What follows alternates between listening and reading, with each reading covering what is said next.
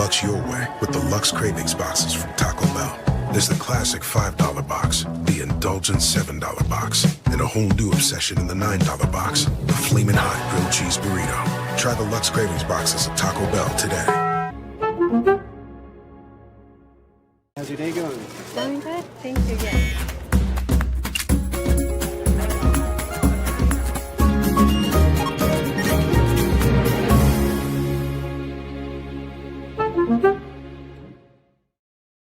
Check out the all-new Blue and Orange store at the Boise State Hall of Fame. The Blue and Orange store has your best game day gear. We're talking jerseys, hats, bumper stickers, car flags, more than 4,000 hats on the hat wall. If you want the best Boise State gear, make sure you check out the Blue and Orange store online at theblueandorangestore.com or the all-new Blue and Orange store down at the Boise State Allen Noble Hall of Fame.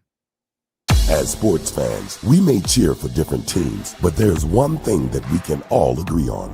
We want the game to be big. And with 3 levels, 30 cabanas, a 143-foot screen, 6 clean pools, and endless cold drinks, it doesn't get any bigger or any better than Stadium Swim in Las Vegas. All sports, all seasons. It's more than a pool deck. Stadium Swim. It's the only thing like it in the world.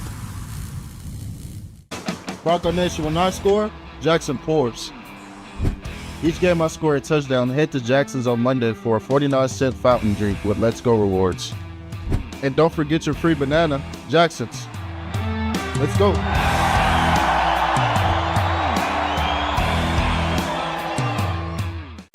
It's the all-wheel drive event at Lithia Ford of Boise. From hunting trips to ski trips to trips to Grandma's house. Nobody does AWD like LFB. Lithia Ford of Boise, where Ford begins in Idaho. Find your sun with Sun Cruiser Vodka Iced Tea. Made with real iced tea and real vodka. Cold, refreshing, and made for moments like these all year long. Let the good times cruise with Sun Cruiser. When I want Boise State to win, I trust Coach Rice to lead the Broncos to victory. And when I want the best painting and garage floor coating, I trust rowpaint.com to get that job done right.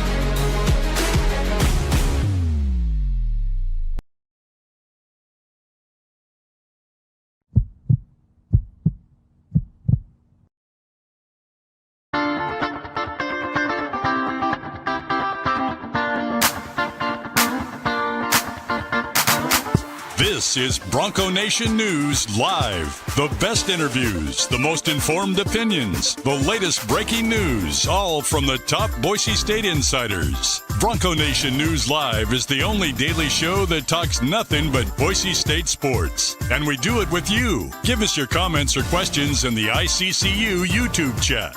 Or leave us a voicemail on the Signature Roofing voice inbox at speakpipe.com/BNN.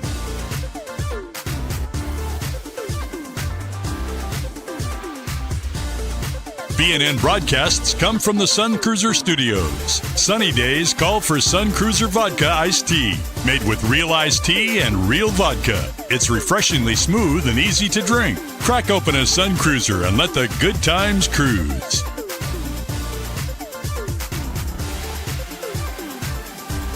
BNN Live is presented by our title sponsor, rowpaint.com, the official paint and coatings company of Boise State Athletics, and our major sponsors, Jackson's, Taco Bell, Idaho Central Credit Union, Lithia Ford of Boise, and the Blue and Orange Store.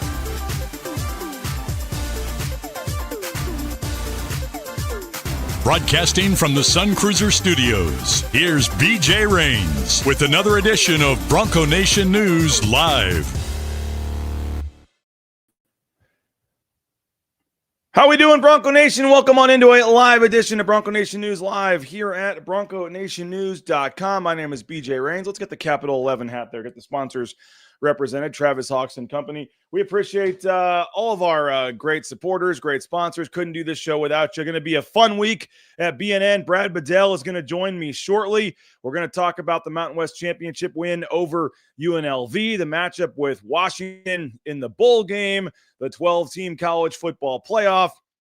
Got a lot to get to today and this week as we have basketball on Wednesday against Duquesne, flying out Thursday down to LA for the game. You got press conferences on Friday, bowl game on Saturday, and then getting to Idaho Falls on Sunday for the St. Mary's game as well. So if you're a Boise State fan, big week for Boise State and a big week here at BNN, as we will be at all the events this week, basketball and football, press conferences down in LA, all that good stuff. Excited to give you guys the coverage you deserve here at Bronco Nation News. Also excited for a lot of stuff that we have going on, including our watch party. We're going to have a big watch party going on for the game on Saturday. Hopefully you guys will join us at Uncle Bob's Pizza in Meridian. I've got a graphic I'm going to put on the screen here. I forgot to load it into the system, but we're going to have a watch party on Saturday at Uncle Bob's Pizza. There's going to be giveaways, raffles, live pregame show, live postgame show, a lot of great stuff scheduled. So hopefully you will make plans on Saturday to come watch the LA Bowl with the Bronco Nation News team at Uncle Bob's Pizza in Meridian. And here's the graphic. We got all kinds of things. $3 Coors Lights. There's going to be, you can get the Steel brothers have their own pizza there. That's going to be discounted. They're going to have Sun Cruisers discounted as well. All kinds of raffles, items, all kinds of cool things. So Saturday, 6 o'clock, you can watch Monday Night Football there. Kids eat free tonight. They have a lot of great specials at Uncle Bob's Pizza in Meridian. Excited to partner with them. We've had some great crowds for some of the road games this season and excited for the LA Bowl on Saturday. Make plans to join the BNN team. Pre-game show, post-game show with the BNN crew live at Uncle Bob's. And then they'll have, as I said, discounted food and drinks, some raffles, all kinds of cool stuff. So make sure if you're in town and got nothing going on, bring the family out, the friends, whoever, out to Uncle Bob's Pizza in Meridian. Great spot, huge TVs, awesome pizza. I'm looking forward to a watch party there on Saturday for the game. So excited for that. So again, a lot going on. Busy week for BNN. Brad Bedell is going to join us here momentarily. And we are excited and thankful for all of you that have decided to subscribe to BNN. And those of you that, maybe don't subscribe, but still read the message boards and hang out and contribute that way. We're very thankful for all of you guys. Our new studio sponsor, Sun Cruiser, we appreciate them as well. We debuted that on Friday. If you've never had a Sun Cruiser, you're missing out. Sun Cruiser is awesome. And we appreciate Sun Cruiser for their support of Bronco Nation News. And speaking of Sun Cruisers, we had our giveaway for the cooler, which I've got right here, this awesome cooler, hard cooler. Appreciate Sun Cruiser for giving us the cooler. Let the good times cruise at Sun Cruiser. Awesome cooler. I'll put it up here maybe for the show today, rest of the show. We appreciate them for their support of Bronco Nation News. And we asked you to give us a score prediction, and we're going to give away the cooler. And the closest score prediction was our man D-Ray 6743. You see it right there in the middle, had 37-21. He was 1 point off Boise State's score, had the exact right score for UNLV. The final score was 38-21. D-Ray 6743, 37-21. So let us know if you're in the Treasure Valley, and we can get you this cooler. If for some reason I didn't really mention this, but if you're not in the Treasure Valley, and if that's the D-Ray I'm thinking of that I met in Florida, he does not live in the Treasure Valley. So we may have to we'll send you a gift card or something, and then we will re-give away this cooler to someone that is in the area here. So D-Ray 6743. YouTube, by the way, I don't know if you guys are seeing it, what I'm seeing, but they've changed they used to put your names on there on the chat. Now they put your handle. So that's made it a little tougher things. But they have I can't read the names. It's just the handles, and some of your handles aren't the same as your name, and it's a little tougher to do that now. So I believe D-Ray was the gentleman I met at the airport from Florida, and a very nice guy. And if that's the case, he doesn't live in Boise. If that's the case, I'll give you a gift card, D-Ray, and then we will raffle this off at the watch party on Saturday at Uncle Bob's. They do a halftime raffle. They do a guess the score prediction. They give away gift cards to take off your tab and things like that. And we will throw this in the raffle at Uncle Bob's Pizza on Saturday if you do not live in the area, because I'm not shipping this to you, sorry, outside the Treasure Valley. But I'll send you a gift card, or I'll send you something else if you're not in the area and you win this. And I'm pretty sure our friend D-Ray, there he is. D-Ray, what's up, man? Let me know if that's if I think you're the same gentleman from Florida that I met. Like I said, they've changed the way they're putting the handles on here instead of the names, and so we'll see here. Very nice of you to say you'll pay for the shipping, but I'm not sure that's. I mean, this is a pretty heavy, expensive cooler here. I can send him a $50 gift card to the Blue and Orange store, order some Boise State gear, and it's probably just the same. But I'll work it out. Send me an email, D-Ray, and awesome job picking the score. So close there, 37-21, 38-21. Send me that, and we will send me an email, rains@bronconationnews.com, rains@bronconationnews.com. We'll figure out how to make you whole on your contest there. But a nice job. And again, meet us on Saturday, Uncle Bob's Pizza, for the watch party. The Washington matchup is set. And again, Brad Bedell. Oh, I have a friend in the Valley who can pick up the cooler. Thanks. All right, that'll work then.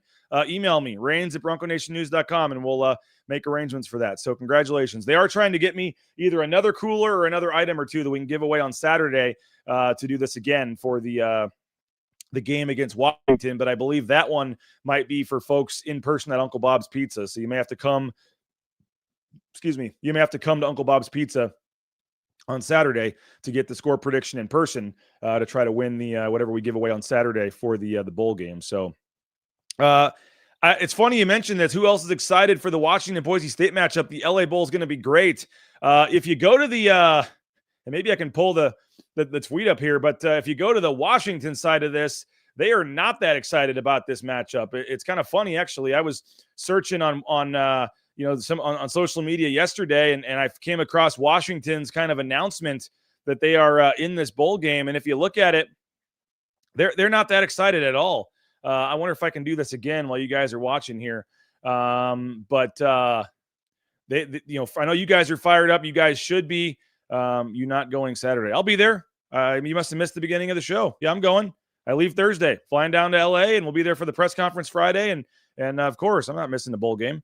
But we have other members of the BNN team that are not going, and they'll be doing the watch party on Saturday. My wife and kids, they'll probably even be back at Uncle Bob's themselves.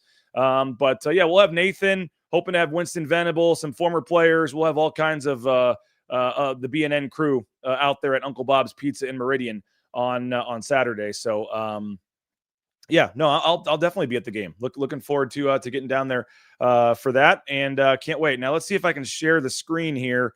If we can do this the correct way, let's see what we got here. So, all right. So here was I think I can do this just to show you guys what I'm talking about here.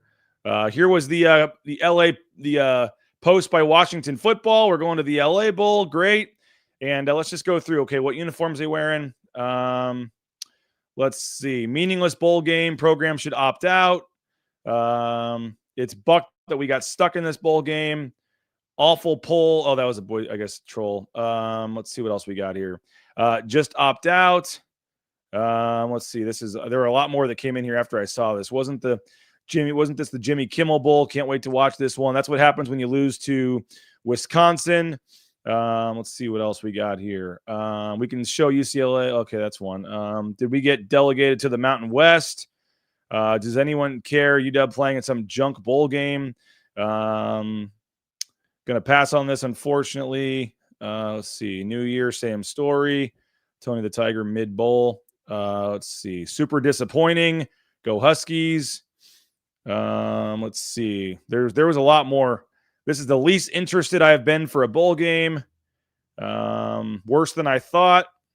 Very disappointing. Boise State again. Geez. The only bowl game with absolutely no tradition. Decline. Meh. Embarrassing right there from that person. Yay, we get to play a G5. Jed finally makes LA. Is this what we paid him all that money for? This person not happy, it looks like. Disappointing. LOL, meh, embarrassing, weak sauce, opt out. All right, you get the gist there. They are not excited about this bowl game. We got our man Brad Bedell. It looks like Brad's a working man, busy man, but nice enough to still find a few minutes for us in his vehicle here today to jump on and talk about this matchup. How are we doing, Brad? Good. How are you? Doing good. You don't have the clearest of signal here, but I think we can make it work for a little while.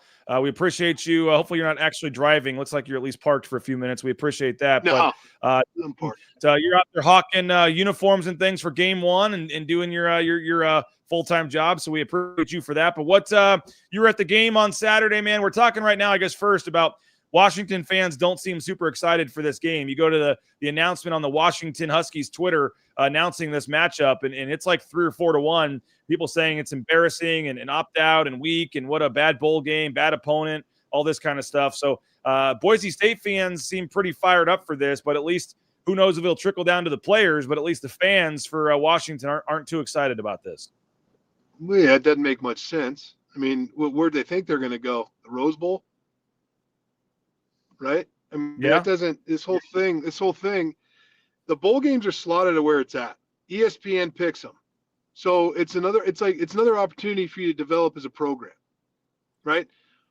Now, a bad team they're playing is they're worried they're going to get beat, in my opinion. That's number one. Number two, I mean, I hope they do a lot better when we played Washington, because we got the ever-living crap kicked out of us. So, we all remember that game, unfortunately, but I don't agree with that. I think in today's, it's an opportunity for the players and the coaches to get back together and develop their program, especially for the younger guys. And I know that's kind of going away. If you look at Notre Dame and do all that, that's just spilled milk. But for me, it makes no sense for Washington to complain about going to the LA Bowl to play a very good Boise State football team. And I think the difference between Boise State's excited because you go into that game, you just won a conference title. So, I think that's where, if you do not get into the playoff, you want to go to the LA Bowl because you came off a conference title. So I think it's going to be an exciting game. I wish Washington had a different outcome of it, but they'll show up. We'll see what team shows up, but they'll show up.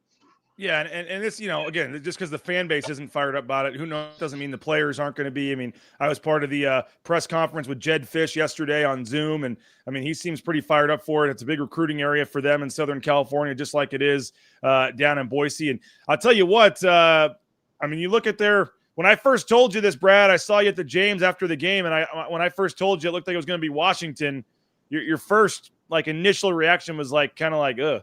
That's a tough matchup, I think. And I don't know if you've changed it or thought about it, but you dive into Washington 8-4, and typically in this game, you're getting like a 6-6 or 7-5 Pac-12 team. And this is, like you said, this is the last year of the current bowl arrangements where they kind of, even though teams left conferences, the bowl games are still what, the ties to the old, Pac. So you're getting an old Pac-12 team likely going to this game this year. And so that's how it worked out. But I would say this is a better typical team that you get in this bowl game to face Boise State, because like I said, a lot of times the way it shakes out, I don't know if it was with the playoff and 3 Big Ten teams getting in or whatever it was. And then there's different, like I said, arrangements now with the bowls, but to get an 8-4 Washington team where their, losses were Ohio State and Oregon at home, and then at Michigan, at Wisconsin. The at Wisconsin loss was 13-10. They have a win over Illinois. On the surface, this is a pretty darn good Washington team. We'll see if some of their players opt out. They have some high-end first-round talent. I would think maybe, Brad, because it's just a week away and you don't have to sit around for a month, that more guys might play in a game like this than maybe wouldn't have if they can just get it over with in a week. I know that doesn't change the injury potential and all that some guys might not want to mess with. We'll see if any of their guys opt out or not, but this was a team that hung in there with Oregon in the last game of the season, only lost by 12. Like I said, played Ohio State earlier this season, lost 20-6. Couple road losses at Michigan and at Wisconsin, but nice win over Illinois. They've got some other nice wins on here. I mean, I'm not. The spread's 8 for a reason, but I think this is going to be it's a good matchup, but it is a tough game for Boise State. Quarterback. That quarterback's pretty good now. He can run around. He can sling it. He's got a great arm. Big physical dominating offensive line when they want to get after it, from what I've seen. And the one thing about Washington, if you look at the past, God, how many years, they always play defense. So, they got some big boys interior. I think as you look at the matchup, you can take advantage of some play action stuff from what I've seen. I know we can dig into that a little bit more later, but this is going to be this is going to be a challenge up front for Boise State going against that D line, and vice versa for the front seven for Boise's defense. But if that quarterback's on it, that's what makes him tough. I mean, he had some really good throws versus Oregon. And that's a rivalry, and I get all that. But, I mean, that kid, he's streaky, but when he's on it, he's on it. Desmond Williams Jr. you're talking about. He was 70% completion on the season, 231 of 330, 70% completion for 2,850 yards. He's got 21 touchdowns to 8 interceptions. He has been sacked 27 times, though, because he's a runner as well. He's their second leading rusher, 595 rushing yards on the season as well. He's got 6 rushing touchdowns. So their leading rusher only has 673. They've got 3 guys with at least 500 rushing yards, 2 running backs and their quarterback. They're kind of a 3-headed monster. Kind of nobody's higher than the other, really. They're all similar in terms of their yards. But you're talking about a quarterback with almost 3,000 passing yards, 600 rushing yards. He's accounted for 27 total touchdowns. He can do it with his arm and his legs. Yeah. So, I mean, which Boise State does a really good job of, but that's a guy you're going to have to study. That offense runs through him. Everything that offense runs through him. If you can rattle him and get him on the ground, if you tackle well, you got a great shot to beat him. And as you go for the opt-outs, I think this is an interesting game when it comes to opt-outs, because you're not playing in late January. So it's really not impeding on your training to get ready for the combine. Right, you're not going to start doing your combine workouts on today.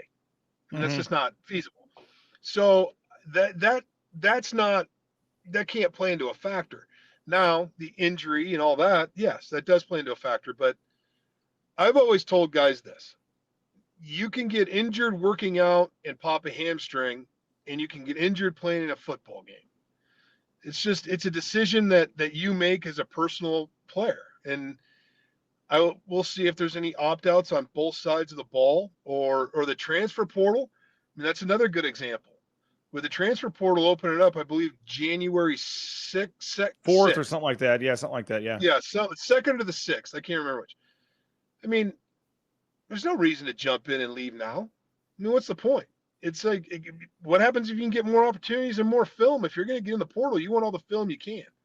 And with 3,000 kids in the portal right now, you better have that deal done before you get in the portal.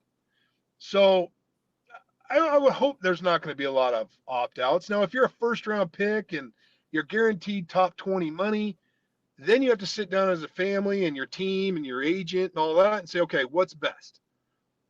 Most people, I think, would play with a week. It's a normal season. This is a normal season game. You're back into normal season. Now, they had 1 week off, obviously, because they didn't play in the championship game already. But right. But it's not. You're not playing January 2nd. So we'll see. I think if you're a top 20 guy, you got some decisions to make. If you're a 2nd-round pick, maybe you have the opportunity to get to a 1st-round pick, especially going against different competition. So we'll see what happens. I really hope there's not a whole lot of opt-outs, but there will be some. I would think there's going to be more on Washington's side than Boise's side.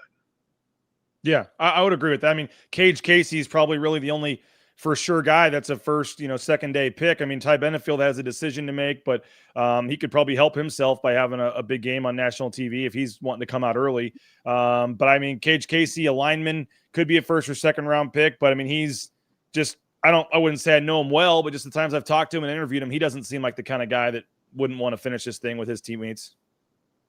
I agree, especially with just 1 week. I just don't. I mean, if you really the history of the big boys, Leighton, he didn't opt out of the Las Vegas Bowl. It had a huge game, and it propelled him to be a 1st-round pick. Right. Madison, he knew he was leaving. He didn't opt out. Ezra didn't opt out. I will say Jeremy McNichols played, but he I had heard some stuff about that game where he may have pulled himself out of some key plays or may have not been 100% in that game, but Jeremy McNichols did play in the Cactus Bowl. That was when you were with Baylor, I believe, right? We won. I like how you said that there, but we'll see. I do think the timing of this, Brad, means most of these guys probably will play, but I would assume this is what you want, right? You'd rather play Washington, an 8-4 team, a good Big Ten team, than be playing Toledo in the New Mexico Bowl or something. Yeah, I think you always want to play against the better competition. You want to play in a premier, and I know it's not a premier board game or bowl game like a January game, but it's the only game on Saturday. You are the national spotlight. Your program's in the national spotlight. Your product's a national spotlight. Your players are nationally spotlighted. If you can't have a game in January in the playoffs, something like that, why wouldn't you want the only show in town on that day? Yeah, and I will say the only small negative, at least for 20 minutes or whatever, it is at the exact same time as the Heisman Trophy ceremony on Saturday. But I don't know this year if that's getting nearly the hype as maybe last year's with Hunter and Genty and everything else. But that is going on at the same time. But other than that, yes, it's the first, Division I FBS bowl game. It's the only one. You're in an NFL stadium. You're on ABC, and you're done. You're playing a good team, and you are done on the. You're done on the 13th. I mean, I find I know gone, Brad, are the days of the 15 practices and wanting more time. And, maybe fans want to hype this up for 3 weeks or whatever, but players, you're going to have much more buy-in, I think, on both sides by just saying this is this week. You're back into game week, and coaches are saying, give me till Sunday and you can get a month off. No doubt. That's exactly what it is. And then to go back to the Heisman ceremony, I know it's really the areas that have the finalists. I mean, last year I obviously watched it because of Genty, but other than that, I don't need to hear all the sap stories going into the Heisman. I just want to see. I plug into the last 10 minutes to see who won it. Cool, congratulations. I'm moving on. Yep. Last year I watched the whole thing just because there's a vested interest in that, right? By the way, what would have happened if Genty was like if they didn't make the playoff or something and Genty was a final? I mean, obviously he would have had to play in the game and not go to the Heisman ceremony, but that would have been a unique thing they've never had to deal with.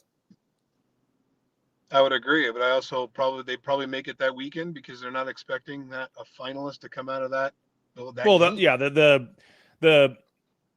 The chances of that happening are super small, and maybe at that point, if it's an LA Bowl and not a playoff, Genty's opted out by then. I don't know, but I think this: if I was ever a head coach and had a player in the Heisman finalists and all that, he's going to New York. He ain't playing in that game. I won't let because you only get one opportunity to be a Heisman finalist. I mean, he's gone into bowl games since his freshman year. You don't take away and say we really want you to play in this game. No, you need to be a Heisman finalist. I can't go to the game as a head coach. That's the ceremony. That's fine, but I would never want to take that away from a young man to be a Heisman finalist in New York than to play in a bowl game. It's just that would never happen. But I would hope that head coach is saying, hey, I really think you need to go to New York. Looks like some unfortunate injury. Daylon Matoyer's dad here, starting right tackle. My son gets an MRI today, but it doesn't look good. MCL. Don't like hearing that. So hopefully Daylon Matoyer can, in the championship game, I believe went down, but hopefully he's able to find a way to play on Saturday. Another, just because we're talking about this, Brad, I noticed that Hall Schmidt, who had started 12 games at right tackle last year and has been injured all year, his name was removed from the roster online. Which kind of indicates that he's likely transferring or at least off the team in some capacity. But Hall Schmidt couldn't get healthy, was supposed to be in the mix there with Daylon at the right tackle spot. I don't know if he played a game I think he was available for 2 or 3 games in the middle of the season. I think he played a little bit, maybe in 1 or 2 games, not very much at all. I don't remember exactly, but he's been removed from the online roster. So, you lose Cage Casey to the draft. You're going to have Hall Schmidt, a guy that started a lot, is gone. Mason Randolph is gone at center. Roger Carrion, I believe, has a year left. I'm not sure with all the weird rules and everything, but who knows? I guess my point is we'll have plenty of time to talk about this. This probably isn't the time 4 days before the bowl game, but the offensive line is going to look different next year. Yeah, it'll be a little bit of a rebuild. Signed some really good players. That's asking a lot as a true freshman to come in and play, but this is where they're going to have to dig and see if the portal is the right spot for them and who's available in the portal. They did. I don't know if it's going to go anywhere with the Mount Sac kid. I know that offer been out. He's been offered by everybody, but so there's a couple of guys out there that I think that they can get that are older, JUCO or portal, if they feel they need to. There's been a lot of football played there. I think Roger Carrion can come back. If he can come back, he needs to come back. For his future, I think he needs more. In the NFL, stay healthy.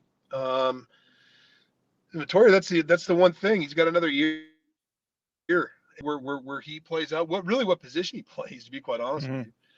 Does he get to go home and to where they thought to play a lot of guard when he signed here? He was playing a lot of guard with tackle, and so he's he's an interesting player of where you want his future to be and where you can build around and replace where he's not going to be. Now I hope he plays. I would anticipate him getting healthy. So I think it'll work out for him, but.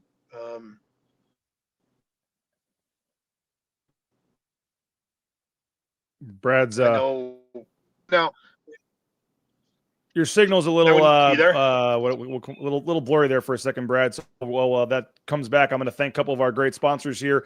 Includes our new studio sponsors, Sun Cruiser, Real Iced Tea, Real Vodka, 4.5 alcohol content, no bubbles. It's not carbonated, low carb, low cal. If you're looking for a new beverage to kind of sip on, perfect day drinking, golf drinking, not super high in alcohol content and delicious. They have the iced teas. You can get the lemonade iced tea, the peach iced tea, the raspberry iced tea, and they also have just the vodka lemonade. Strawberry lemonade's my favorite, pink lemonade. So make sure you check them out at Albertsons, at Jackson's. They're going to be showing up in more places. The James sells them now. They'll have them at Uncle Bob's for our party on Saturday. Sun Cruiser, Real Iced Tea, Real Vodka.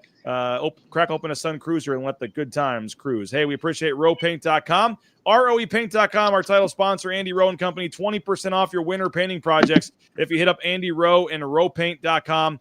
Rowpaint.com. Check them out today for all your winter painting projects. Idaho Central Credit Union, ICCU.com.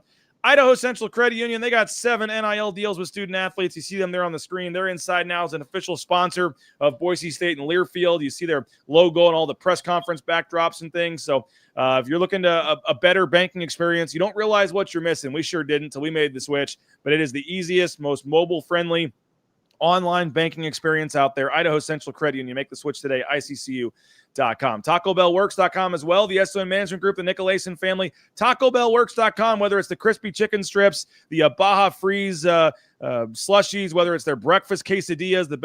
Maybe a lot of people don't think about Taco Bell for breakfast, but they have maybe the best breakfast in town. Those quesadillas are phenomenal. Get more information at TacoBellWorks.com. Visit a Treasure Valley Taco Bell location today. Hey, this counts for the bowl games. If Latrell Caples can get a touchdown on Saturday, you get a 49-cent fountain drink on Monday. Let's try to get that Latrell Caples deal one more time. When Latrell scores, Jackson's first 49-cent fountain drink with Let's Go Rewards app. They also have that 99-cent coffee anytime, day or night, from our friends at Jackson's. Hey, you can get the basketball jerseys, football gear. The Blue and Orange store has you covered. Countdown to the bowl game is coming on Saturday. Get your Boise State gear at the Blue and Orange store online, theblueandorangestore.com. The BlueandOrangeStore.com has your jerseys, bumper stickers, car flags, all that good stuff. Check it out online at the Blue and Orange store and theblueandorangestore.com. Brad, you were at the game on Saturday. I mean, what did you make of what we saw in that game? Obviously, Boise State, did some nice things in that game. Got the win. Maddox Matson returned and looked pretty good.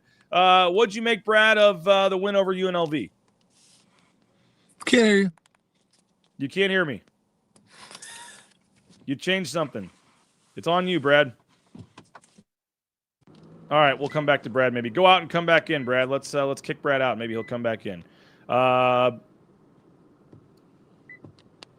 sure what's going on with Brad's stuff there. But in that game, Boise State obviously wins. You had Maddox Madsen. He finishes 17 of 31, 289 yards, 3 touchdowns. Most of his damage was done in the first half. He was not quite as efficient in the second half. But in the first half, I thought Maddox Madsen got off to a tremendous start, scored on the rushing touchdown, made some nice throws. Second half wasn't quite as good. The offense as a whole wasn't nearly as good, obviously, in the second half, but they did enough to hang on and get the win. Boise State only scoring 10 points in the fourth quarter. After they led 28-14 at the half, it was 28-7. They let UNLV score with 49 seconds left in the second quarter. Then UNLV comes out late third quarter, cuts it to 7. You're like, uh-oh. But give the offense credit. That drive there late in the third quarter, early fourth quarter, ends in the Sire Gaines touchdown. Huge, big time, big boy football drive to go down there and eat some clock and take that 35-21 lead. And then Colton Boomer makes it a 3-score game with the 50-yard field goal with 3:13 to go. 38-21 the final. Boise State wins. Let's see if we got Brad again. Can you hear us, Brad? Yeah, I can. Sorry about that. Okay, there we go. Brad, what was your takeaways from the UNLV win? Oh, I thought it was a phenomenal game. I agree with you there. I caught your recap. You know, that you didn't want to let them score. You want to win the middle four, right? The last 2 minutes, the second and the first 2 minutes of the third. But late score, I was like, oh, come on, let's go. But dominant run game. I thought they ran the ball really well. I thought Maddox played well. Especially all the talk and all that. I thought made some really good throws. They started fast, and the recipe was we can beat you up running the football. I thought they. That first drive with UNLV when the quarterback ripped off a 30-yard run, I'm like, oh, let's not do this. Don't let this happen. And then they got after him. Once again, the Boise fan base stepped up with multiple first false starts, to start drives. So that 3 drives in the first 3 drives. They had a false start on each of the first 3 drives. Yep. I mean, starting off, behind the chains. And I thought it was a great game. I thought they came out ready to play. And once again, all that hype by UNLV, you're just not in the same sentence. Sorry. But I thought their sports guy said that they in 2 years became equal with what it took Boise State 20 years to do. Yeah, well, he needs to stop drinking. Words never said on this show before. Yeah, exactly. But I just don't I don't understand the arrogance, and then just they just can't stop. And I wish them nothing but the best in the other conference. I do hope they can get a schedule done. That'd be a great non-conference. But you got the power now, so bring them to Albertson Stadium. Don't need to do a home and home. I mean, it's just not. I don't know. I thought it was a great win. Obviously, I think it's special when you can three-peat in anything, and Boise got it done. They're out of the conference, and they're always going to be the trivia question is who was the last team to win the Mountain West Conference title when the Pac-12 started, and it's going to be Boise State, right where it should be. And so 3 years in a row, and all 3 against UNLV. Like, man, I know they don't have a lot of guys because of the transfer portal and everything that have been stuck it out, but 3 years in a row, man, losing to the same team in the championship game, that's got to be tough to take. Oh, that as a coach, you always think about your losses. That'll keep you up at night. I mean, and I don't think a lot of those coaches are the same since they've had 3 coaches or whatever in 3 years or whatever it's been. But okay, it's the AD, it's your Boise State fan base. It's like it's the thorn in your side. It's like they are the Buffalo Bills when it comes to the Mountain West Conference Championship to Super Bowls with Jim Kelly. They can't win it. No, hey, maybe you guys will have a shot now that Boise's not in the conference anymore. That is a series I'd like to see, though. I mean, going to Vegas, Boise State fans obviously love that, and if you can plan that for a non-conference game, somebody's saying next year. I don't think that'll happen next year. I know Boise State does need a game, but I think they'll just play one of the Pac-12 teams a second time for a non-conference game, home and home, probably to fill the last game for 1 year before they figure this out moving forward on short notice. But I mean, no interest in going to Laramie. No interest in if Wyoming wants to take a bye game and come to Boise, you'll do that. If Air Force, I guess Air Force, you want nothing to do with that option. But New Mexico, now especially if X there, that's something you might consider at least in a bye game if they want to come up to Boise. Although X said on our show, no chance in bleep that's ever happening. But I mean, there's some teams, San Jose, you want no thanks, nothing to do with. But at UNLV, I think that certainly is a team that a home and home would make some sense. You get a game down in Vegas for the fans and everything, 2 quality games. I don't think it'll happen in the very near future because they don't have a ton of openings on the schedule, but I do think UNLV is one that makes some sense. I would agree with you 100%. The other thing is I think games will start opening up when these Power 4 schools start realizing their schedule next year. And if you look at some of the paths, let's look at JMU. I think Boise beats them by 21. And they just had such a weak schedule, they go undefeated, right? I mean, I'd like to, hopefully something opens up where you don't have to play the same team twice. I mean, Boise State's tired of seeing that. How many times has the Boise State fan base seen UNLV? Eventually it goes stale, right? I would guess either Washington State or Oregon State. They'll have to just play a second time next season to make the schedule work for 1 year. Yeah, and that's just one of the quirks about having a new conference. New conference, only 8 teams, so only 7 conference games. They were hoping to get, I think, one more football team to get to 9, so you had 8 conference games. They just couldn't, for this year, get it done. And some teams are going to find other teams, but since Wazoo and them all need games, I think you just, for 1 year, you say, yeah, it sucks, but you just play a home and home with Washington State or a home and home with Oregon State, and one of the games is considered non-conference. I think Arizona and Baylor or somebody played a non-conference game, even though they're both in the Big 12 this year because that was previously scheduled. There's been a couple weird things like that. I don't know about playing twice. I know Washington State, Oregon State have done that the last 2 years during this kind of weird transition. Yeah, not ideal. You'd like to find somebody else to play, but for 1 year, if it's I would be surprised if it was like Colorado State or Fresno or Utah State. I think it'll be one of the 2 new ones, but not Schedule ideal. Idaho. You wish you could find somebody, but for 1 year, it's not the end of the world. Idaho. They're already playing an FCS school next year, I think. And I think they're looking at that for like 28 or 29 or 30 or something. I mean, I think they are looking at Idaho, but I don't think it'll be for next year. Oh, okay. Yeah, you can only schedule schedule one. 2 2 FCS schools next year. No, you do not. It goes against you in the future. You don't want to do that. You can't. You got one. That's it. You can't not do a second. You got to find a Sun Belt team, a MAC team, something like that. But they're already going to Kalamazoo next year. Western Michigan, I believe it is. Somehow they have a home and home with them, and they're going to Western Michigan next season for a road game. What do you make of that? Have fun. I will not be making that. I'm looking for. I've never been there. You fly to Detroit, I guess. I don't know. Cool. Let me know how that works out for you. Boise State's football schedule next year, by the way, they're at Oregon to start the season. They have Memphis at home, South Dakota at home, and they are at Western Michigan. And those are the first 4 games of the season in order, by the way. At Oregon, then you get Memphis in week 2 at home, South Dakota at home, and then at Western Michigan the first 4 weeks of the season.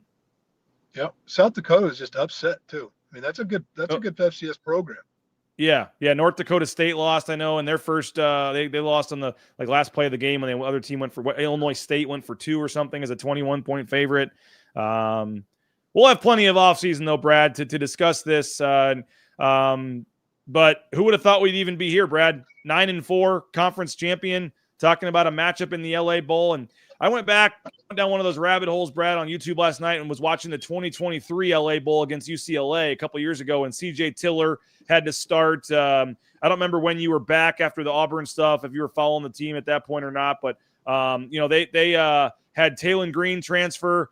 Maddox Madsen got hurt, and they were stuck, and it was like literally the next day out, or 2 weeks earlier, I guess. Spencer had just been named the permanent head coach. They won the championship down in Vegas. Improbable run there. They named Spencer the head coach. They go to play Chip Kelly and UCLA in the LA Bowl. They get up, at half. They get up, I think 16-7 or something, and at halftime, and they're looking okay. And then UCLA kind of turned it on with Chase Garbers came in the second half, and they end up winning that game fairly easily.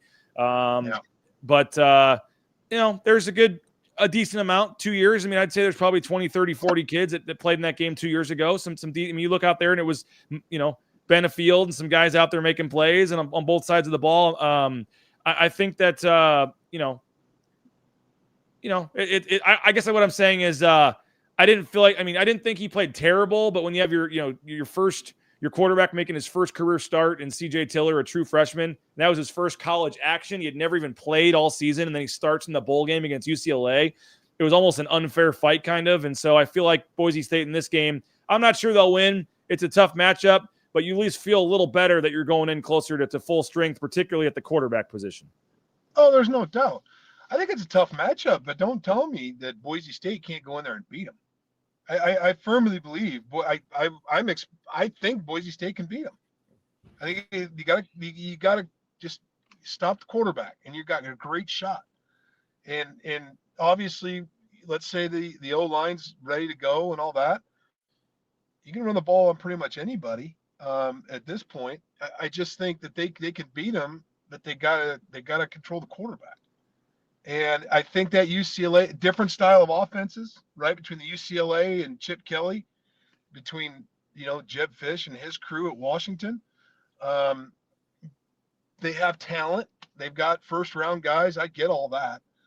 But, that's why you put the ball down and play ball. This is a great opportunity for Boise to walk into the LA Bowl and beat a very good Washington football team. And like I said, you'd almost rather, Brad, I'm not saying you'd rather lose, but play in this bowl game against a quality, Big Ten team, I would say even if you do lose, is more beneficial, or at least probably still better off than like I said, going and playing Toledo in the Boca Raton, or maybe not Boca Raton, but Toledo or something in the Frisco Bowl. Yeah, but a loss is a loss. Doesn't matter what you do, you still lost. Yeah. Right? I mean, you lose, great. You go play a different bowl game and you win. Well, that's how you want to look at it. You beat a really below average MAC team, or you lost against an 8-win Washington team. However you want to look at it, right?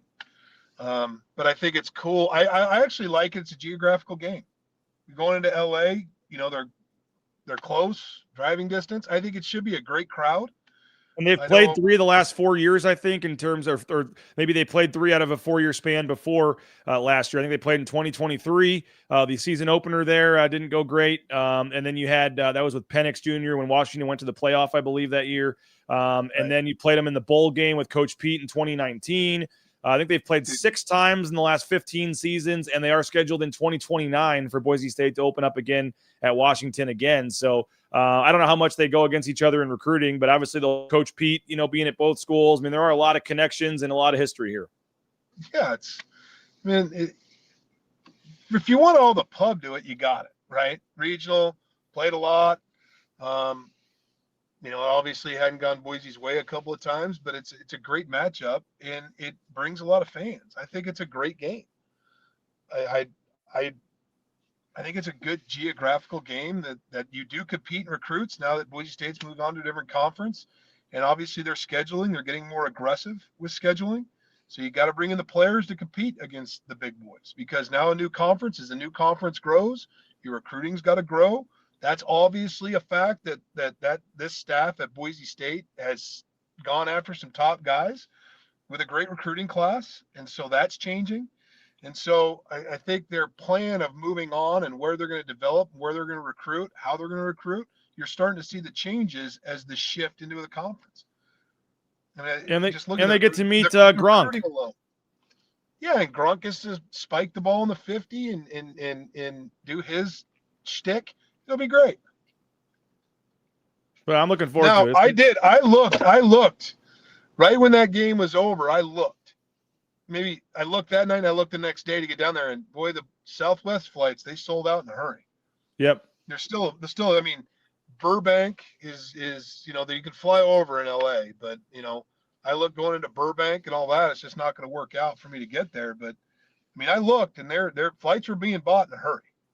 So hopefully, and the other thing is both teams, there's so many kids from both teams from the state of California that the stadium should be packed. It should be a great crowd. Yeah, I think they did a good job matching. I think the 2 games that I absolutely love and that we're close to is I love Boise State, Washington, geographically LA Bowl, and I thought the Potato Bowl and ESPN did a phenomenal job matching Washington State with Utah State. Yes. Rather than a bad MAC school. Buffalo, Toledo, Miami of Ohio, somebody coming all the way out here with no fans. They don't travel. Now you've got a geographical game that's going into the same conference the next year. What a great game for Boise. I'm looking forward to going to that game. I mean, I go to that game. If I'm in town, I go to that game.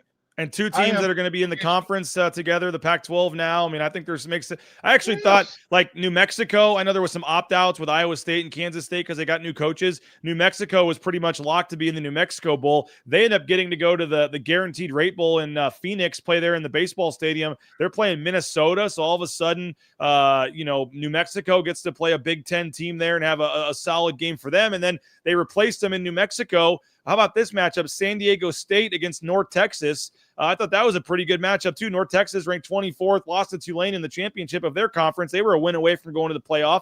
San Diego State, they think they're got screwed not getting in the play in the Mountain West championship because of the tiebreakers or whatever. Like, okay, prove it against North Texas, another Group of 5 school. Like, I think there's actually some really intriguing matchups involving either Mountain West cities or Mountain West teams. I agree, and just great springboards to the change that's upon us right now. What's wild is they were talking about this Pac-12 thing for years, and now it's here. And then just so happens, if you look at the bowl matchups, they did a great job. Okay, let these two compete. They're going to the same conference next year. Let them compete. San Diego State, Minnesota, let them compete. I'm sorry, New Mexico and Minnesota, let them compete. And that's a good reward for New Mexico. You win 9 games, you feel good about yourselves. Let's go prove it against a Big Ten team. X done a great job. That's a record-setting year for New Mexico. He deserves all the credit that he can get. And it's just, no offense to Eck, I love it, but it's just another team that their fan base wants to be in the same sentence. But then you come to Albertson Stadium and you get stomped. So it's just, that's the greatest thing about this is the teams that thought they were going with that should be same sentence as Boise State got stomped coming to the same conference. The team that they think is the premier team in the Mountain West, who's going to be the premier team in the Mountain West, UNLV, gets stopped again. Hey, sorry, Brad.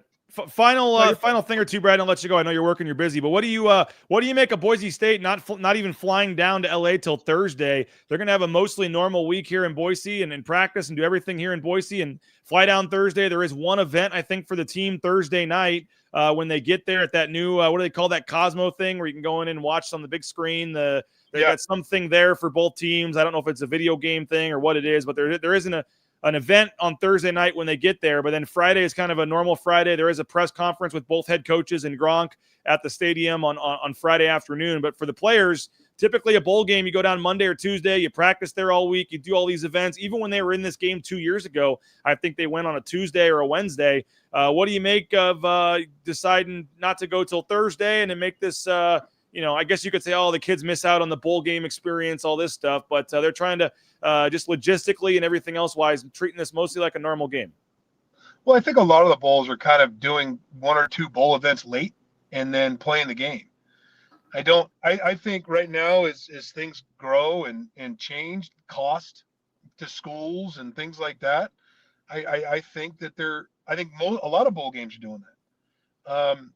It's different. It's kind of sad to see, in my opinion, because you're not the experiences are changing over the years. But I mean, it is what it is. This is the land of college football right now, and things are expensive, and so bowl games are making changes. And I think I always like the fan base too, getting down there because you had Wednesday fans start showing up. Thursday there was always something. Friday was always the big pep rally for the fans and all that. Gronk was there last year doing a dance off and stuff. Right. I think you're kind of losing build up to the game and the excitement and the buzz that surround a bowl game. I mean, you've been to a lot of bowl games. There's a buzz that happens around a bowl game. Starting really Thursday night, going into Friday because all the fans, the hotel, everybody's walking around in their gear. You're kind of losing that a little bit, which is sad to see, but welcome to the new college football. Well, nothing will top the pep rally stuff down there in Phoenix the night before the Fiesta Bowl last year. That they took over that whatever town that was unbelievable. Brad, I guess final thing. Any thoughts on the playoff as a whole? We saw a lot of hot takes about Group of 5 getting 2 teams in, and we know changes are probably coming because of that. But Miami gets in over Notre Dame. Alabama, doesn't get penalized for their loss in the championship. A lot of hot, like I said, hot takes and debates coming on with the playoff and what's going to happen next. I think you're going to go to at least 16 teams, moving forward. I think they're going to put wording in there where it's pretty much only guarantees 1 Group of 5 team gets in. I think they will do some sort of guarantee. I don't love the automatic spots. I hope it's not more than 1, but I think they will guarantee some more spot, make sure that this doesn't happen again where there's 2 Group of 5s like this and all these other teams left out. I think you're going to, like I said, go to 16. I think they need to get rid of the Tuesday show that does nothing but kind of back the committee into a corner when they're asking the committee guy every Tuesday about the rankings. You're definitely going to, we already saw the ripple effect at Boise State last year where they took away the bye for the top 4 teams. They're going to make some changes. They have till January finalize things for next year's playoff. But what do you make of what we saw and what that's going to lead to moving forward?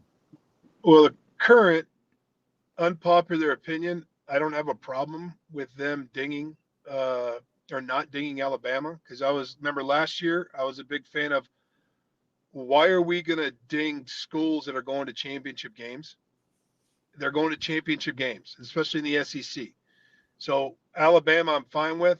I'm in the other thing. I think Miami and Notre Dame should have gotten in. I don't think JMU should be in, just because Notre Dame plays a really hard schedule, and A&M, Miami. Now they lost the head-to-head. So if you lose the head-to-head, Miami went before them. But I understand the whole conference title and highest ranked and all that. I think Notre Dame should be in before JMU. That's my opinion. Notre Dame played a really hard schedule, had a great season. Now Notre Dame shows their true colors and is crying and sucking their thumb in South Bend because they didn't get in. And so now they're going to go, oh, okay, we're just not going to play in a bowl game. So it's just another toxic situation for college football in the bowl games. Now there's going to be talk. I mean, if you want to really talk about it, there's talk now like, oh, we should just disband the whole bowl game system because Notre Dame doesn't want to play. Then Iowa State, you know how many bowl games like interim coaches have had to do because you lost your head football coach? Give me you a were break. You were part of a staff there at Baylor that did that against Boise State. Exactly. And so I actually love what the conference did. Find them each $500,000. I mean, you got to that's money generated to the conference. And so we're going to get our money. The conference is going to get their money regardless. So I like the fact that they find them. But I thought, like I said, Notre Dame should have got in, but I understand their conference titles. And here's another one, ACC. Virginia beat Duke, and this isn't a problem. That's your fault. That's your conference. You already got one with Miami, and the champion's out. Well, the champion wouldn't be out if Virginia was just taking care of business. Don't lose in overtime to Duke. They're going to penalize the group of five because the ACC has major issues. Mm-hmm. That's what's going to happen. The group of five, They will change the format to hurt the group of five because the Danny Cannells and all these guys, blowhards that go on talking points about how the ACC should have got this and Notre Dame should have got in.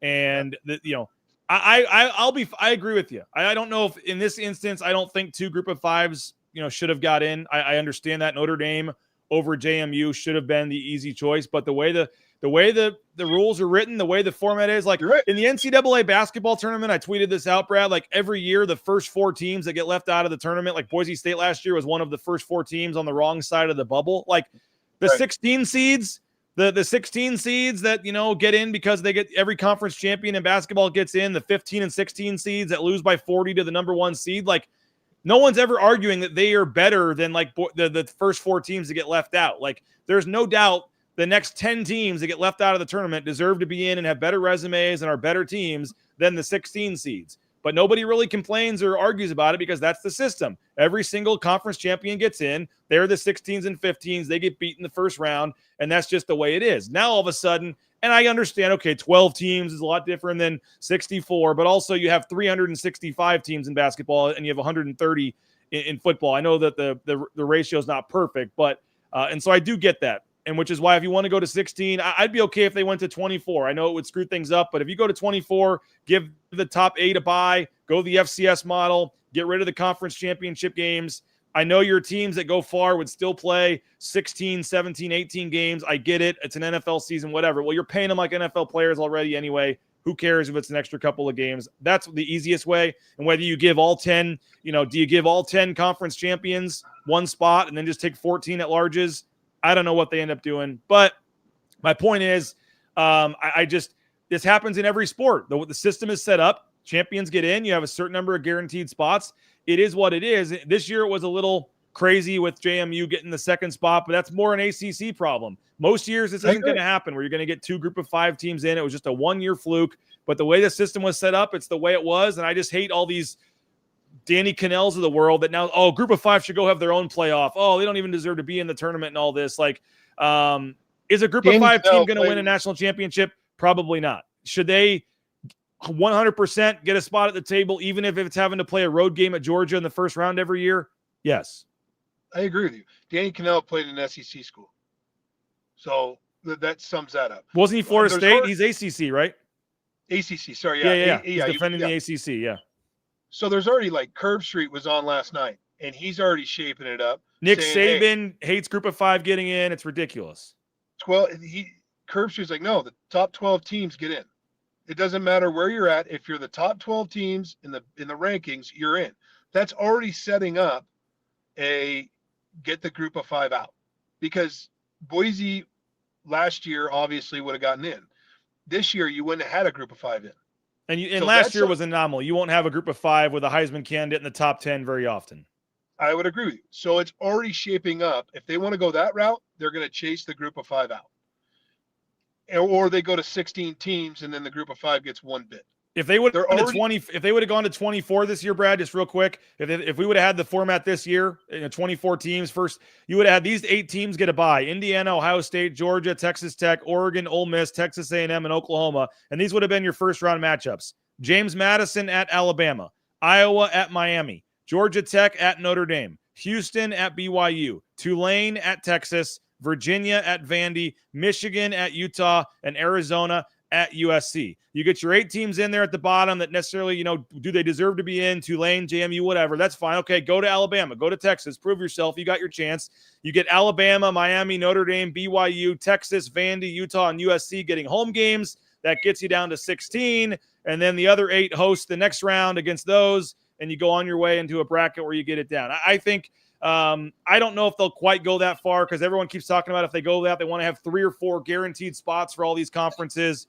I say you give every conference champion a spot. And again, that is giving 5, whatever, Group of 5 spots. I get it. But in a 24 team field, that leaves 19 other spots. I don't know how you do that if you got to get rid of championship games, though. So maybe you don't guarantee spots. I don't know how you do that. But I think bigger is better. Nobody complains. Play the game earlier.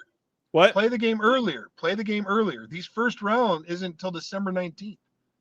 You play the games earlier. That means the first round games got to go now. They play this week, right? And then you can have bowl games.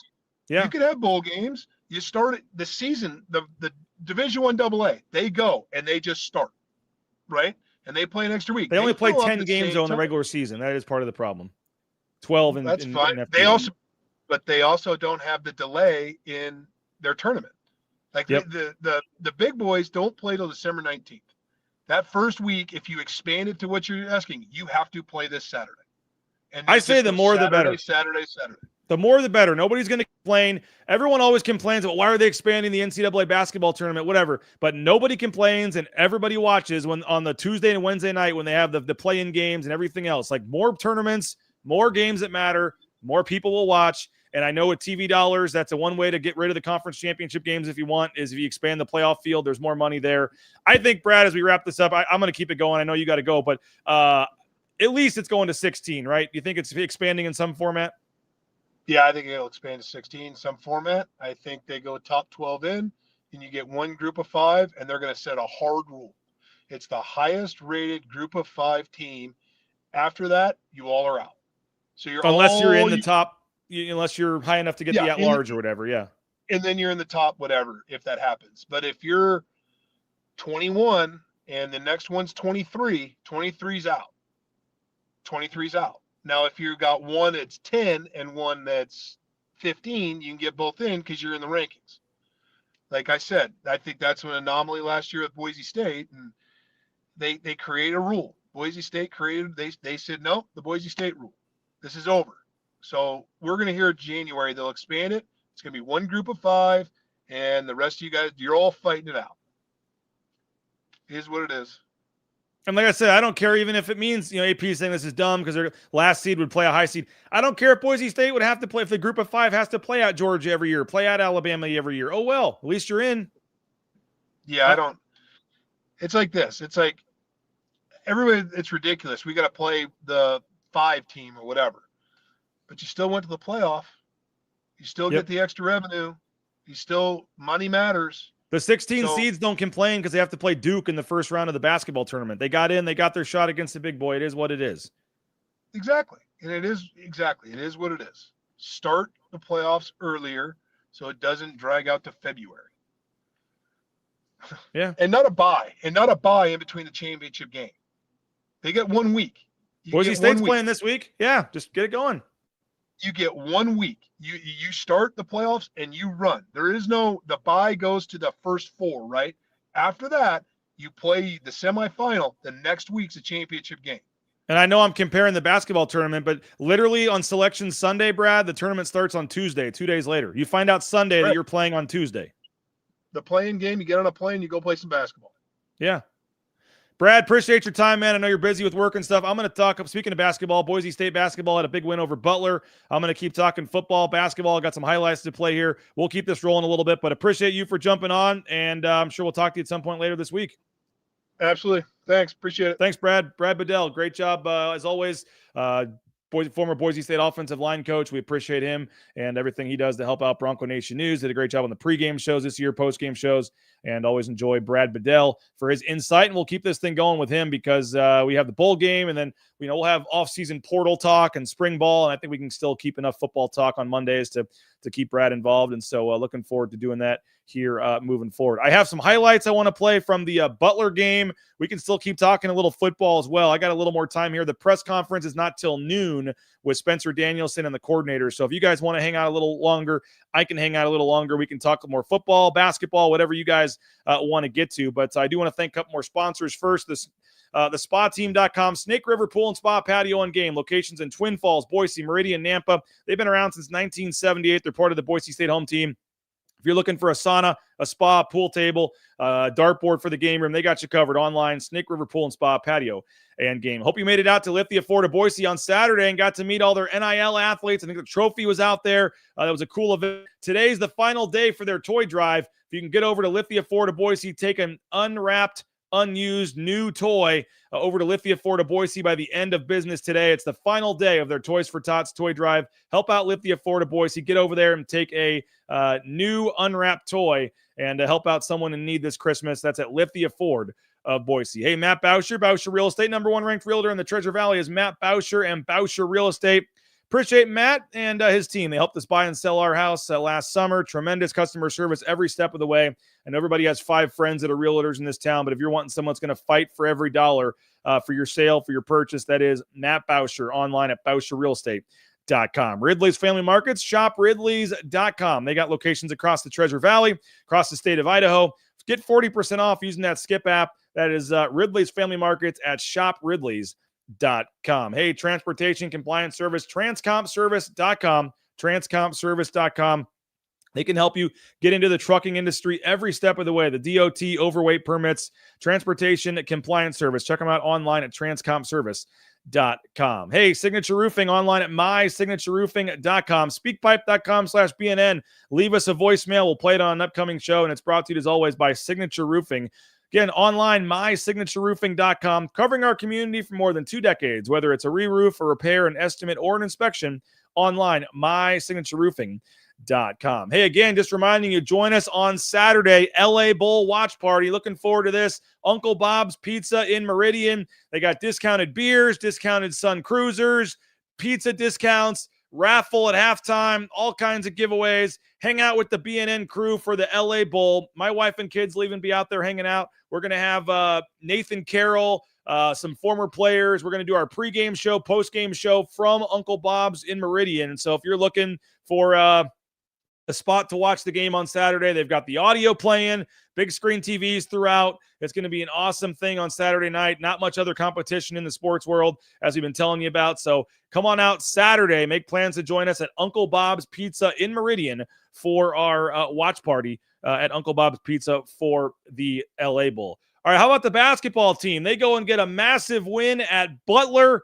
Alex and the media team at Boise State put together a tremendous video recapping the win at Butler. This was posted to their Twitter feed. I wanted to play this for you guys. This is Boise State, the win at Butler, and this video is courtesy of Boise State Athletics. And It is a banner day for sports in this great city of Indianapolis. We've got high leverage college basketball, including our matchup today at historic Hinkle Fieldhouse, where the Bulldogs are undefeated and they play host to the Boise State Broncos. It's a paint touch for Buchanan, steps back to tee up a triple, and he strokes the three. Now Javen on the counter gets all the way home. Javen Buchanan lays it in. Four on Butler. In attack mode with the finish. Dylan Andrews and one. Fielder feeling it. Oh, he's turning it on in Indy. Well, there's the backdoor cut. Forget about it. Nobody's going to be home there. That was a sensational cut. Cannon with 5. Ajayi defended. Creates his own and scores it. Meadow attacks the defender. That's a block. And it counts. R.J. Keene with the basketball. Spots the screener. And a right-handed rip from Fielder. Keep protecting the paint. Rebound 5. Squeeze it. But we got to get a stop right here.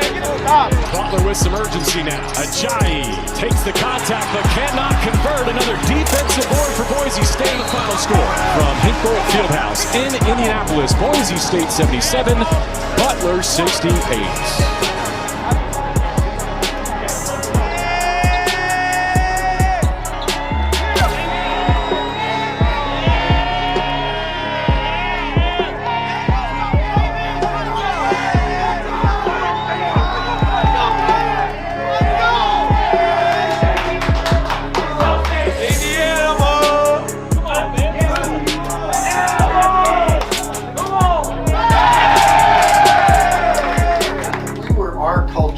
Toughest competitors, elite ball movers. We all rebounded by 14, right?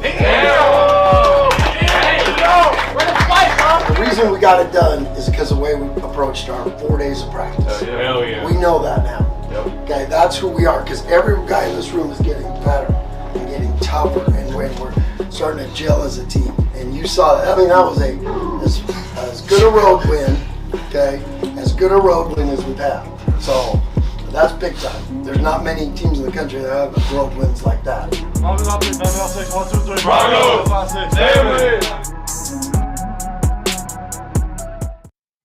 Well, there you go. That video again, courtesy of Boise State. The Broncos go on the road. By the way, why do people keep asking if I'm not going to the bowl game? Yes, I'm going to the bowl game. I've said that plenty of times. Josh, I don't know if it's just, that's weird.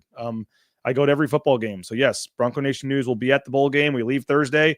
We'll be there for the press conference Friday, and we will be there for the game on Saturday. So there are other members of the BNN team that will be at the Uncle Bob's watch party on Saturday, but that's like the 5th person that's asked that. That's just weird. Yeah, I am going to the bowl game. We will have full coverage at Bronco Nation News of the bowl game in Los Angeles on Saturday. We will be there, and then I'm going to pay a ridiculous amount of money because it's super expensive to fly to Idaho Falls to cover the game on Sunday against St. Mary's. So yes, Bronco Nation News, you guys should know by now, it will be at every game and give you guys coverage that you're not going to find anywhere else. So unless we physically can't possibly be there, which is was the case at Butler, but a super impressive win. And that video was courtesy of Boise State again. Alex and the crew did a tremendous job. Thank you to them for posting that to Twitter. You can go watch it again on Twitter if you'd like to, but awesome video, awesome recap. And one of the better wins of the Leon Rice era on the road in terms of the net rankings. And Boise State got a massive, massive boost in the net rankings after that game. 35 spots. They jumped in the net rankings. They went from 82 all the way to 47. Just a massive jump in the net rankings. Now, again, it's not necessarily what your net is. It's what your opponent's net is. But obviously a higher net, relates to other metrics and things, and you want to have as high as net as you can. Boise State was 61, I believe, at Ken Pom going into the game. They sit at 50 here on Monday morning. So a nice 11-spot jump at Ken Pom. They get a big win over Butler. That's a game that'll probably be a quad 1 win all season. Top 75 is what you need Butler to be in the net, and they're still in the 40s, I believe. So top 75, that's a Butler team that's going to win a lot of games. That's a massive road win. A lot of work still to do. They're not there yet, but I think some folks that kind of wrote this team off after the Maui, after NC State, look a little foolish now. I mean, we tried to tell you that's why you go to Maui. That's why you play these games, to get better. And, I said on the postgame show, there were people saying, why are they playing these games? They're not going to do anything to help you. They're just, not not a game that's going to help you. What's the whole point? There's a lot of reasons why you play those games. You play those games because they help you get better. They help you get tougher, and they are going to make you, be in a position where you go on the road and you play a good team like that. You're going to be battle tested. You're going to be ready to go. And they found a way to win. So I thought it was a big win. We did have RJ Keene on the postgame show. Not sure if you heard all this or not, but Dom Parolin, 8 points, 10 rebounds, a massive game from Dom Parolin. And apparently he, quote, lit it up in more ways than one. You could see the YouTube chat, man. 565 people fired up, going crazy about this win. Although Andrew is wondering why you couldn't do this from the bathroom again. Well, let's just say the Henke Fieldhouse bathrooms smell a little rough. Dom Parolin lit it up after the game. After the 10 boards, he had a little stomach issues. We went to Elmo's Steakhouse. Let's just say the team bathroom's been a little rough one, fellas. So we're going to soak it in the field house. Oh, you're the best, RJ, man. Safe travels back. RJ Keene, always can count on RJ to give you, in some cases, too much information. But love RJ Keene, him putting teammate Dom Parolin on blast there for, quote, lighting it up with in more ways than one after his 8-point, 10 rebound performance in Boise State's win. But that was a huge performance from Dom Parolin. He had some big-time buckets. And the Boise State offense never runs a set play. They're never prepared. That crowd had a rough second half because they had a couple of really nice set plays. Out of a timeout, they scored a couple of really nice buckets down low, couple of really nice plays that led to easy buckets. And so there was the one criticism that some folks like to say is that Boise State never runs any plays and Tim Duryea's offense is horrible. His offense may have won them that game in the second half with a couple of really, really nice set plays. One where I think it was Keene found Dom Parolin on a roll to the basket for a layup. They had another one right out of a set timeout where they got a bucket underneath to Parolin in the paint. I thought they had a really nice offensive game plan, and they ran some really nice that led to some easy buckets in the second half in particular that helped them win that game. So I thought that, like I said, rough day for the crowd that likes to rip on Tim Duryea and the offense. They're not there yet. They got a ways to go, but it is one win that at least for now saves the season. They're not a tournament team yet. They're not in the tournament. We don't need to start talking resumes and stuff yet. They have a long ways to go, but they now got the first one that lets you look a little forward to the next one. And if they can keep building, who knows what could happen here moving forward. So I'm not ready to put them in the tournament yet. I'm not ready to say they're back, whatever. I am, going to say that folks that wrote this team off after Maui look a little silly. Like that was, they played some pretty good teams. I get it. The division, the Hawaii Pacific loss, you can always go back to that. The haters can just, no matter what happens, point to that. I get it. It definitely leaves a sour taste all season, and that's going to be tough to make up for. But you got one of those back right there, a road win at Butler. I'm not sure if you would have, if you say, what would you have rather had, a win over Hawaii Pacific or a road win at Butler? I guess you take the Hawaii Pacific win just because you're not a laughing stock, whatever, but you now have a better win, and the Hawaii Pacific game doesn't hurt you in the net or the Ken Palm, and they help you when you beat Butler. So I still think, you would probably have taken obviously a Division II win. But the point is, this was a massive win against Butler. It saves the season. I'm not going to say changes the season, whatever, but it saves it for now. Now you got that first win, and now you move it forward to the next one. And the week, you've got Duquesne on Wednesday. If you can beat Duquesne on Wednesday, and then if you can find a way to beat St. Mary's. If you can find a way to beat St. Mary's, and again, they're playing really well. The third time in a row in Idaho Falls. You've beaten them in 2 close games before, but if you can find a way to beat St. Mary's on Sunday afternoon, all of a sudden, outlook is completely different. And I'm not even sure if they beat St. Mary's. All of a sudden, you say, okay, they're in the tournament, they're back.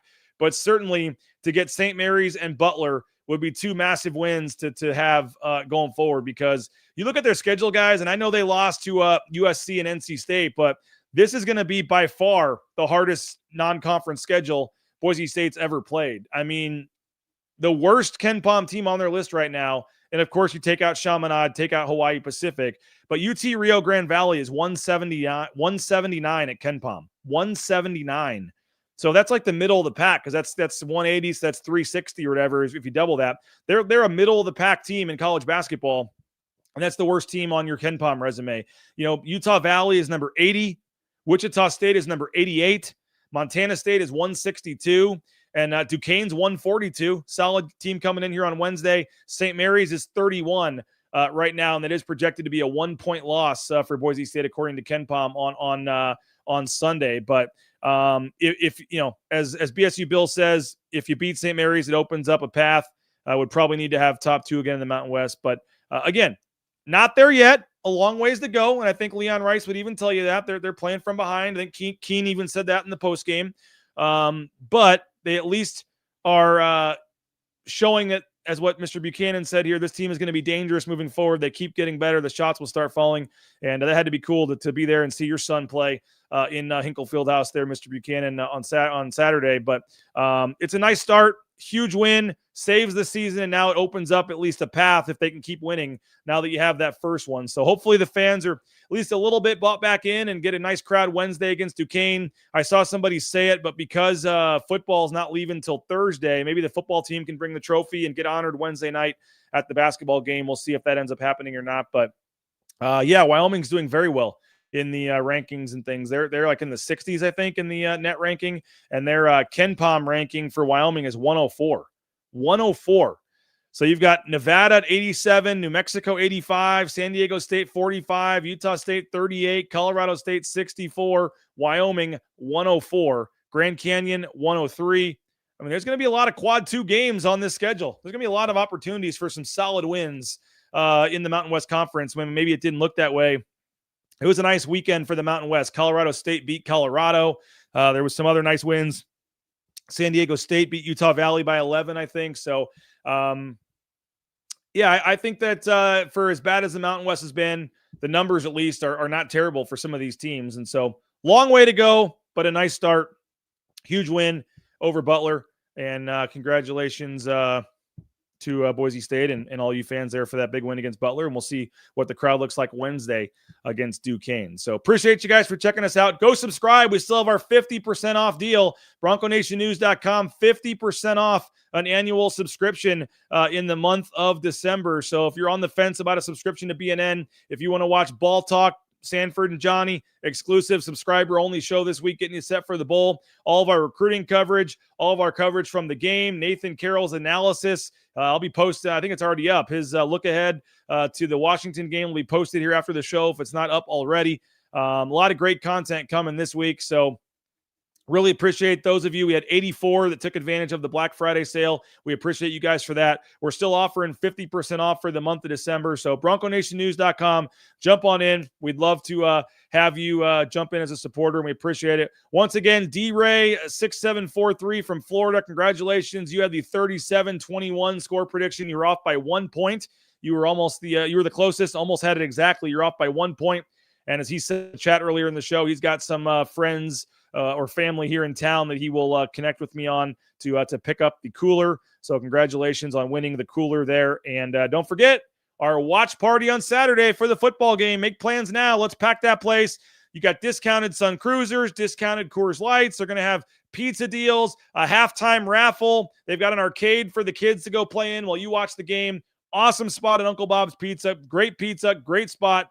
And I will not be at this watch party. I will be in LA at the bowl game, but we will have members of the BNN crew, including my wife and kids, that'll be up there watching the game on Saturday. So if you're looking to find a spot, you want to kind of be out in the atmosphere and be with other fans and cheering and having a good time. If you can't make it down to LA for the game, consider Uncle Bob's Pizza in Meridian. Saturday, we'll be live at 4 o'clock with the pregame show from Uncle Bob's, postgame show from Uncle Bob's, I think maybe even a halftime show from Uncle Bob's. So let's pack that place and have some fun at Uncle Bob's. Again, I won't be there. I'll be at the bowl game, but we'll have the BNN crew headlined by Nathan Carroll anchoring things there at Uncle Bob's, and we're looking forward to being there for that game on Saturday. But appreciate you guys. Hope you have a great rest of your day.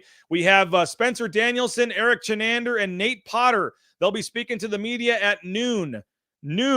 Eric Chenander, Nate Potter, and Spencer Danielson. We will have that press conference streamed live on Bronco Nation News. So going to head down to Boise State, get everything set up for that, and we'll be streaming that press conference live on Bronco Nation News at noon as Eric Chenander, Nate Potter, and Spencer Danielson get the conversations going about Washington and the LA Bowl on Saturday. By the way, I have new internet. I have fiber internet now, and I'm able to up the quality, I think, to the 1080, and I think it's better quality, and I think my mouth and the sound actually are synced up more than it has been in the past. I don't know if you guys have noticed any difference on today's show as opposed to others. I started with Saturday's show, I believe, or Friday was the first day we had it, but I do believe I have better internet, and hopefully that means better quality, and hopefully I think that means hopefully syncing up my mouth and the sound a little better. And so we finally got the fiber. They brought it into our neighborhood a couple weeks ago. We were we right away, I said, let's give it a shot.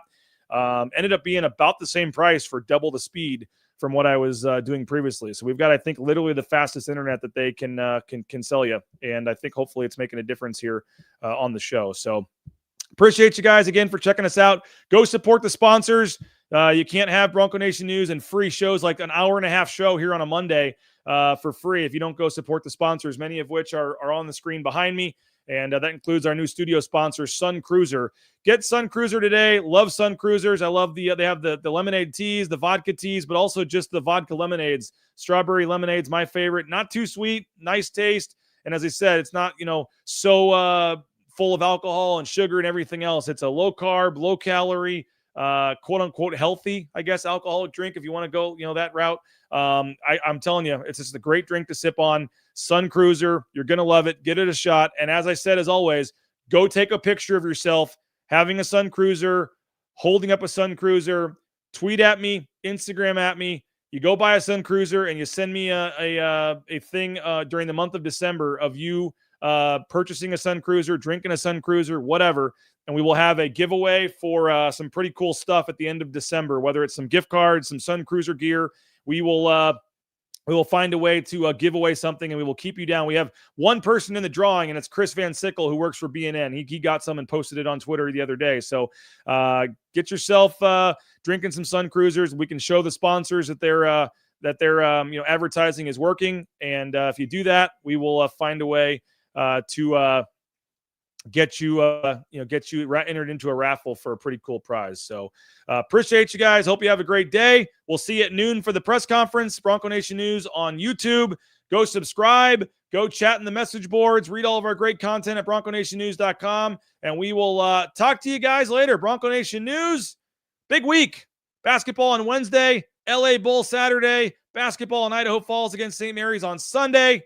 And as you guys know, your first and hopefully only spot that you're turning to for that diehard Boise State coverage, Bronco Nation News, and online at bronconationnews.com.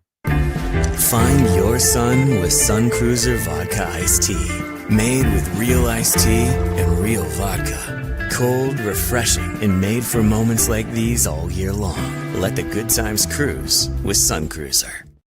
It's the all-wheel drive event at Lithia Ford of Boise. From hunting trips to ski trips to trips to Grandma's house. Nobody does AWD like LFB. Lithia Ford of Boise, where Ford begins in Idaho. Bronco Nation will not score. Jackson pours.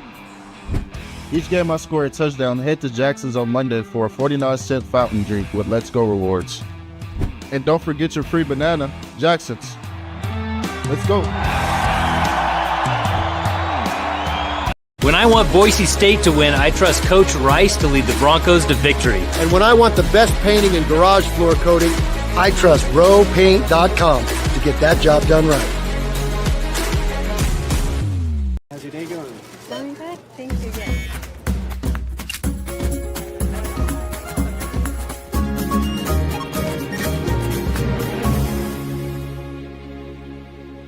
yes.